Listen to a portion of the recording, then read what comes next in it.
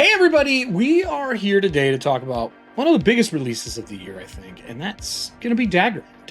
There's a lot going on here in this gigantic, over 400-page book, hyperlinked front to back.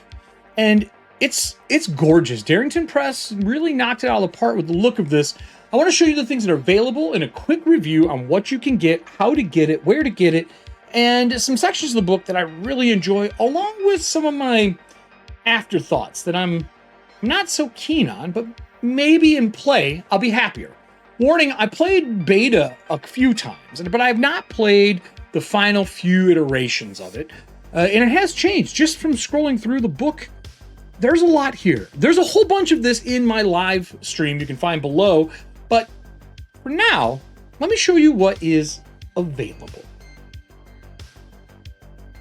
So this is obviously the cover to Daggerheart, but before we dive into the book, because I have pages saved, I want to show you what they offer on their webpage. And I wish all games that come out did this. I'm going to be doing something similar for Breachers, and I think everyone should do something similar as well. It just helps new people get adjusted to the game that you're trying to get them to play. So let's get rid of this. And bring up.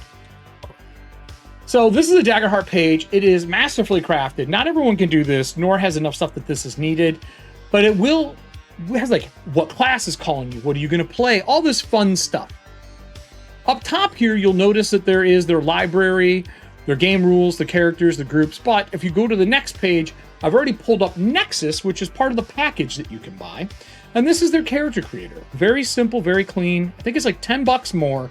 You can get Nexus as well, which is from Demiplane. You can build all your characters in here and store them, PDFs of your character sheets and all that kind of stuff as well. They're also going to be coming out with a card creator in the future. I'm super excited for this. To me, this is really important. This game revolves a lot around the cards to help you remind yourself what you do instead of filling your character sheet. You have a stack of like 3 to 6 cards of things that you use frequently, maybe more once you hit higher tiers.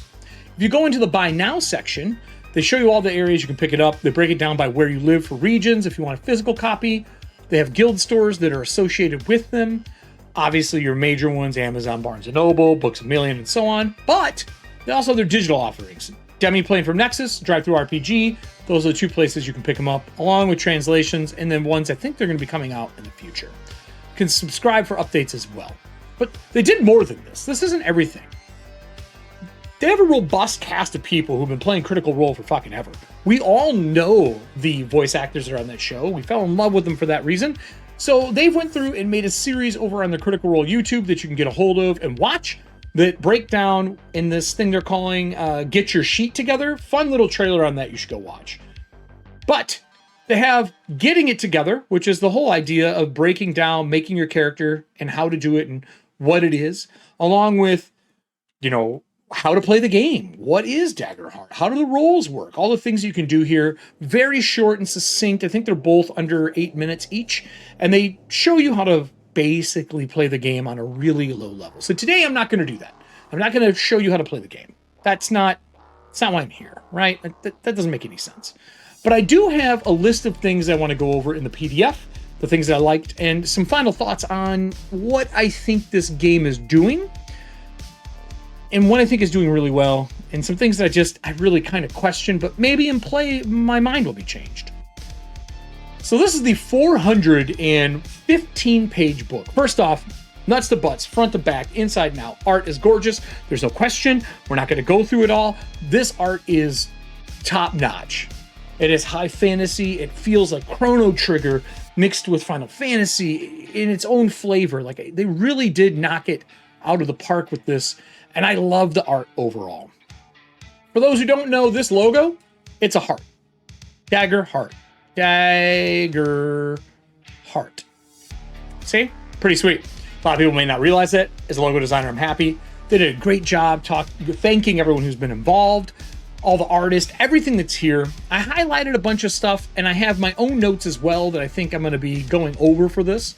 I'll show them at the end of the show as well, so you know where I'm pulling them from. This whole thing is hyperlinked. Hyperlink drink, for those who know, you know. Introduction's great. They break down the heart of the game. They really do go through the process of the things that we want. Their touchstones are huge. They're TTRPGs. You can see the pieces they pulled from. I think that is a boon and a bane in things. Like, there's some original thought in here, but a lot of it is just really taken from other games as inspiration. A lot of special appreciation, core mechanics overview, and sessions and campaigns and how to run them. The GM section in here is really good. It is a solid GM piece. Overall, this game uses what they call the duality dice. Look, I love the D12. The D12 is the bastard child that everybody really wanted. And I love rolling them. I like how they feel. I like what they do. They use 2 of them, very similar to the Fantasy Flight game's Star Wars narrative system, where you're getting good and bad things that happen based on the 2 color D12s that you're rolling. I think that mechanic is awesome. I think it makes great narrative story for both the players and the GM. But there's some stuff on the GM side that I'm not sure about when it comes to dice rolling, and it's mostly if I like how it works. But they break down this book exceptionally well. They break down all their chapters, everywhere you can go, things that you should read over and how they function. They talk about what you need to play the games, the tokens for like your character models. They really teach you at a base level and build up from there, like every good book should. This player principles page is something that I think that everyone should read if you play this game or another game. They talk about spotlighting. There's really no kind of like initiative order. It's pretty free flow. You can fall into an initiative tracker. They teach that. They have a lot of optional rules. But it's about spotlighting people and giving them all their actions to finish what they're doing and really create cinematic scenes instead of action and movement-based economy scenes that we see in pretty much most tabletop RPGs. I like it. It's great. I think they did fantastic with the Hope and Fear dice. And the character creation, we should talk about this too. On their website, they have their character sheets. These character sheets are all of the classes, and each one gets their own. It makes it really easy to build your characters. Everything is on this page that you need. How armor works is very inventive. The minor and major damage.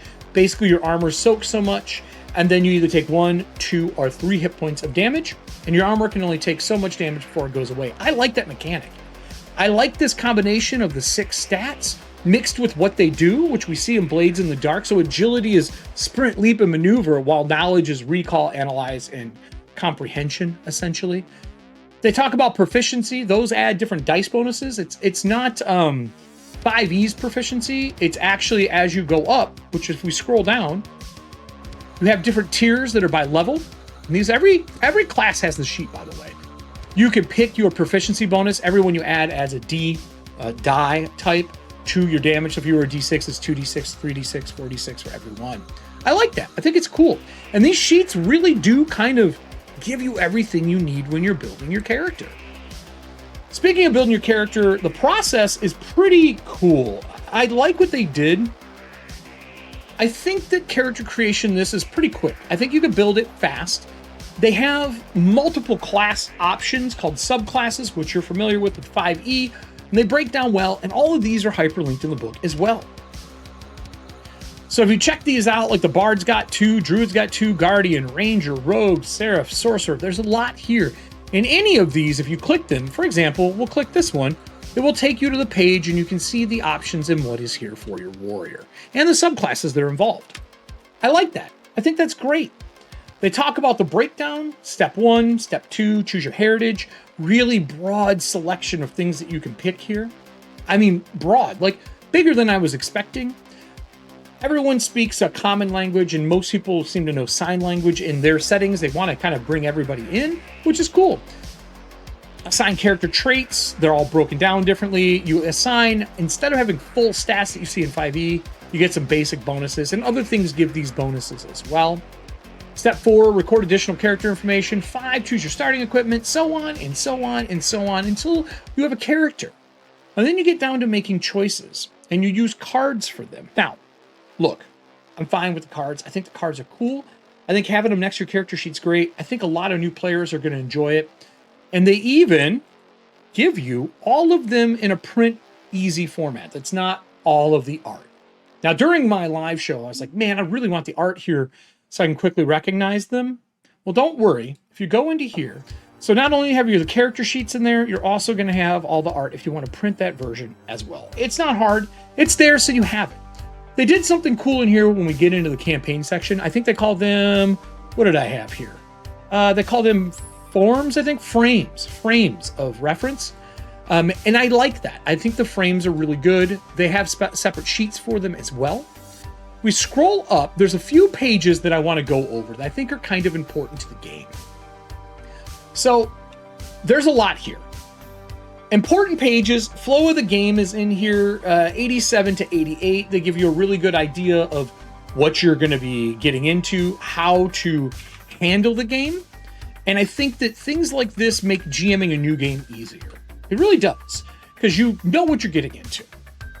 So they talk about the flow, how the process works, the breakdown, everything. And this whole section, plus the GM section, lets a new GM really kind of pick up the slack and make Daggerheart their own, but play in this new frame, because this isn't a traditional game. It really is a merger of 13th Age, 5e, Blades in the Dark, kind of married into this.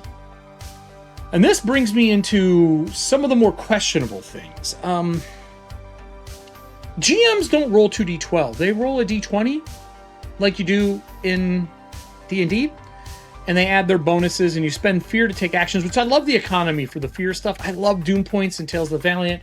I like using experience points and rewarding them in the Cypher system games. I like that stuff. But why am I using a d20 instead of 2d12? I don't really understand that part. And it's something I want to play with to really get a grasp on. But for me, I want to roll the 2d12 as well as a GM. I guess you could supplement it. It wouldn't be too hard. I just have questions as to why. I would love to see an interview on why. Now, I will say, while I don't like that mechanic part, now that we're kind of out of the framing and building, they did do something really cool in 105. I love downtime actions. I think they play a big part of a game. And they broke down, not only did they break down downtime, your short rest, your long rest, the things that you can do. Check this out. In downtime, there are consequences. I, as a GM, would gain fear for you taking long rest and taking time. That means that when we go into the next part, I get to reload as well. I'm not starting on an empty tank when we go into a new scene. And really, these give you choices as a GM, but the players are aware that them taking time is a risk. It stops that, let's take a long rest every 5 seconds of a game. You know what I mean? I'm a genius. I don't have time for this. And they break it down pretty well. We all know the death rules, but they have the 3 versions of them: Blaze of Glory, Avoid Death. All that stuff's really, really fun. Like I enjoy that stuff. I feel like it gives player agency on death and make really epic moments. I think a lot of games should adopt this, to be honest with you. Next up is the example of play. You can see I highlighted stuff because I was trying to figure out, do I roll 2d12? Do I only roll a d20? And sadly, I found out I roll a d20, and I don't know how the math works, because if players are rolling 2d12, adding them together, high hope die gives me hope, high fear die gives the GM fear, and then I got a meets-a beats-a, the DC.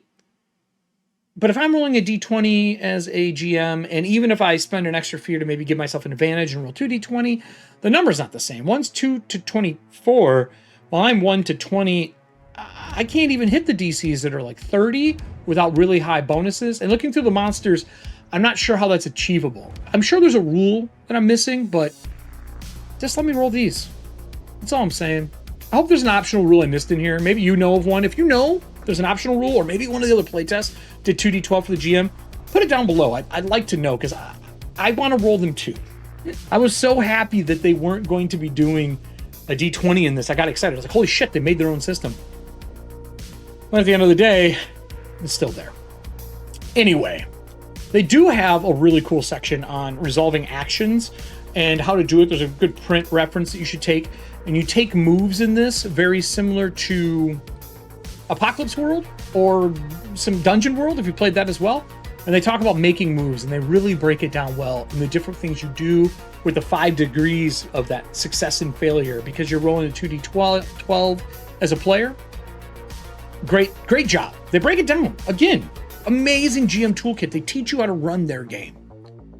On top of that, there are some things that aren't in... I don't want to flip through all these. I want you to look at the book on your own. But I have went through and made kind of a little cheat sheet for myself and just some general thoughts. So let's take a quick look at that, and maybe you'll get a little bit more of what I'm talking about here.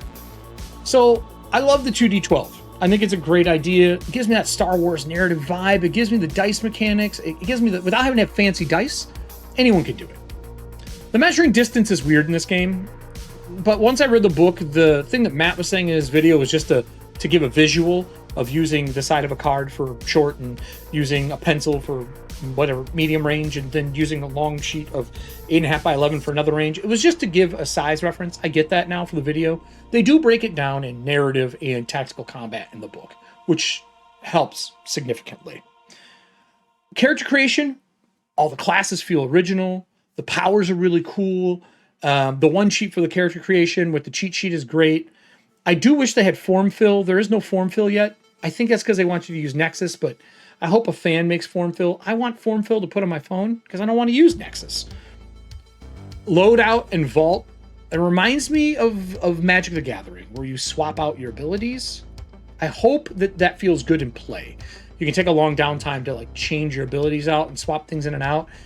I'm not sure how I feel about it, but maybe it's good when you're doing it. And then important pages, flow of game. These are the page numbers. Screenshot if you want. I recommend looking at these. I would print a lot of these if I was a GM. My final thoughts is print page 108 and 107 for player and GM. Armor in theory is dope, that it takes damage, but it reduces damage, and that determines the 1, 2, or 3 hit points you take. I like that. They have a really good section for one-shots. Check it out. It's like a Mad Lib. I'm not big on the D20 rolls for the GM. Maybe that's just me. I think they did it for early adoption, bringing people in from 5e. GM section is godlike. It's really good, if not great. It might be actually great. I feel like they really broke down some things that are awesome. They teach you how to construct arcs, which is something I do. The whole idea of a full story arc, 3 or 4 episode arcs, and then every adventure. They did a really good job with that. They have adversary types, like we saw in 4th edition, one of the best things in the monster manual. They kept that. I do wish that the page on 209 was hyperlinked. And let me actually showcase this as a GM and why I'm saying it. Look, if I'm going to have access to this should be hyperlinked, so I can easily find all my monsters and click through them. It's not even done by tiers. Like, even if I switch, like, it just doesn't... Not clickable. It just doesn't work. I wish this was hyperlinked. I do think this is a god section that should be hyperlinked for your GMs to have an easier time running the game. They do something else that's pretty cool. I want to go to the campaign frames to kind of wrap this up before I do final thoughts here. Check this out.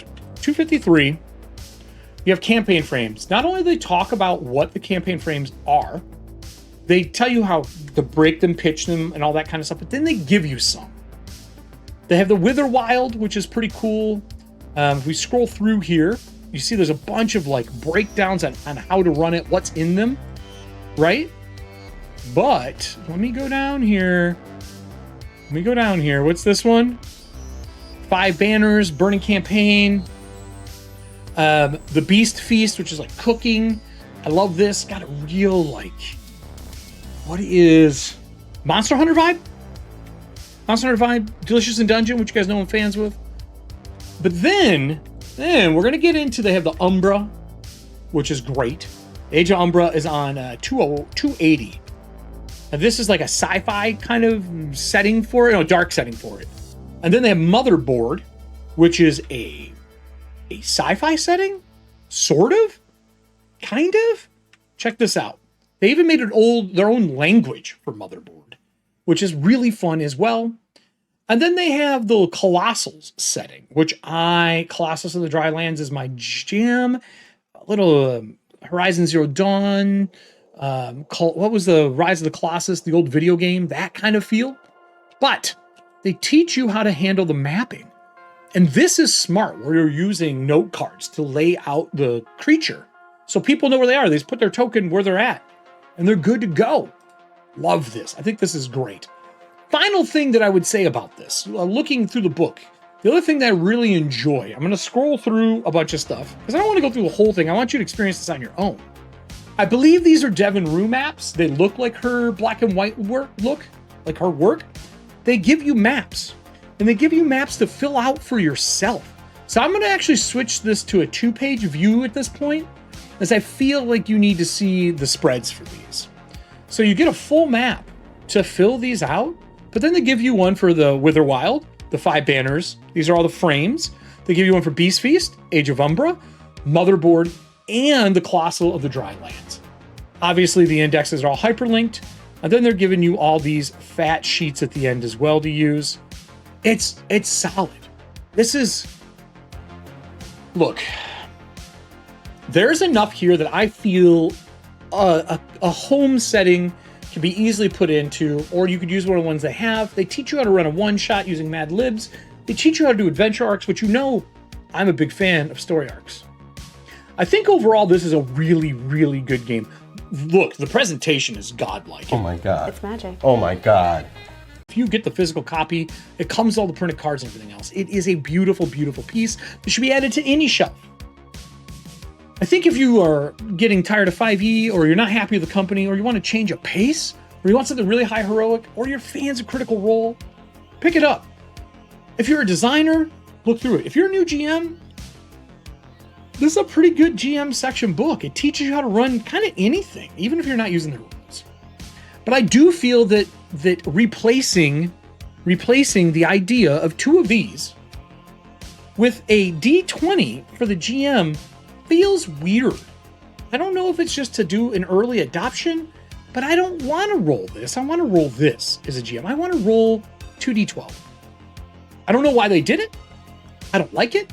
I would probably try to find a way to easily swap it. Maybe everything in the game gets a +1 if I get to roll these instead, even if it doesn't generate fear or generate hope.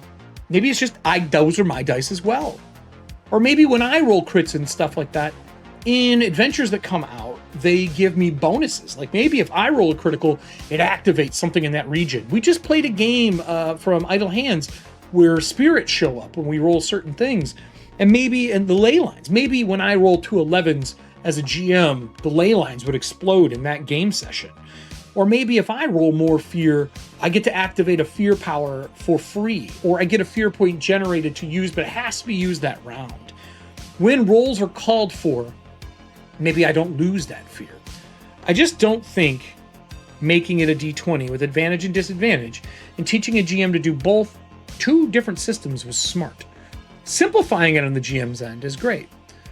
Overall, though, Daggerheart is a gorgeous set piece. I am going to run this at some point, and I may do a character creation session or dive into maybe a solo play to see how I like it playing both sides of the screen. Or maybe I'll do a 2-person game as a one-shot between stuff. But right now, let me know what you think down below.